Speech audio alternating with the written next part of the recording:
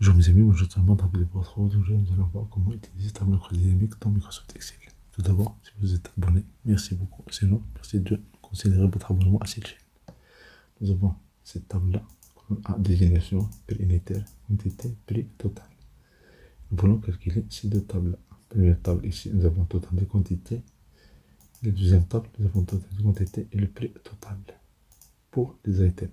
Donc, ce qu'on va faire, on va déjà calculer le prix total. Le prix total va faire égal le prix unitaire étoile, ça veut dire multiplication de la quantité. Je fais CTRL entrée, je fais un double clic, et pour avoir format monétaire, je fais CTRL M.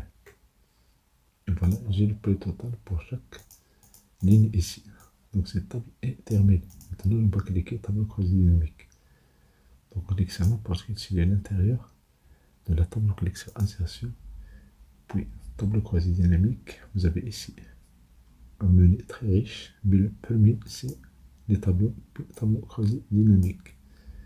Nous avons cette table-là, ou bien cette boîte de dialogue, on choisit une nouvelle feuille, on clique sur OK. Donc, on a les variables ici, on va les cliquer et glisser. Faites glisser les champs dans les zones ici. Nous avons 4 zones. Donc, on prend première des choses, désignation, on va la mettre dans les lignes. Voilà, j'ai 1, 2, 3, 4, les items. Maintenant, la quantité, on va la mettre dans les valeurs. Voilà, nous avons somme des quantités. Presque terminé. On a la quantité, on veut juste prix total. On ajoute ici, on ajoute le prix total. Le prix total. Si on ferme cette boîte de dialogue, nous avons ici prix total, nous avons le total des quantités. Vous voyez, c'est prix total. C'est un nombre, ce n'est pas une valeur numérique. Avec un clic droit, format des nombres, on prend immédiatement monétaire et on valide par OK. Donc, un simple changement dans une cellule est appliqué sur toutes les cellules immédiatement. On clique sur analyse, pardon, création, disposition, on fait un fichier sous forme tabulaire. Et voilà, nous avons les items, nous avons somme des quantités, nous avons somme des prix et le total. Somme des prix total. Donc ça, c'est réglé pour le deuxième tableau. Maintenant, pour le premier tableau, on va faire la même chose. Ici, on peut changer ici, mais on va créer un autre tableau dynamique comme ça.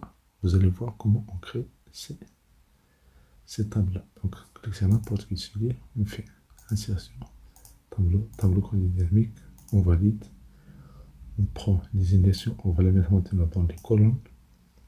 Et qu'est-ce qu'il nous reste? Il nous reste à calculer le total des quantités. Le total des quantités, on va cliquer sur juste valider. Immédiatement, nous avons le résultat. Bien sûr, on peut changer ici le format. On va tabulaire, on fait création, disposition de rapport, on prend fichier sous format tabulaire.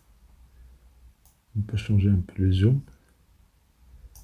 Et voilà, nous avons le résultat. Mais il nous reste encore une chose. Nous avons ici item 4.3.4, 2, 3, 1. Donc 4, 3, 2, 1. Donc je clique sur 4. L'item 4, je le déplace au début. Et voilà, c'est le premier. Puis 2. La même chose ici. 2, je le déplace. Je sélectionne la cellule et je déplace. Donc j'ai 2. Puis 3 et puis 1. Donc, je clique sur le troisième. Je peux déplacer une autre solution. Notre solution, il suffit d'écrire ici item 3. Vous allez voir, le déplacement, il est immédiat. Donc nous avons ici le résultat facile de total de quantité sans aucune formule. Juste cliquer et glisser. Voilà, nous avons ici la somme des quantités. En bonus, si on veut la moyenne des quantités.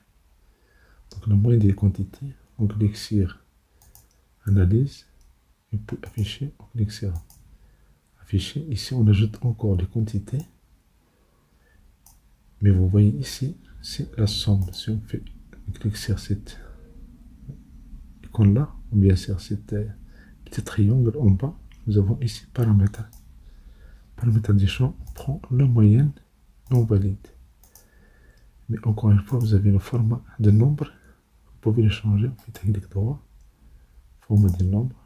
Ici, vous prenez un nombre et vous pouvez enlever les chiffres après la virgule. Vous prenez un nombre entier. Et voilà, moyenne des quantités.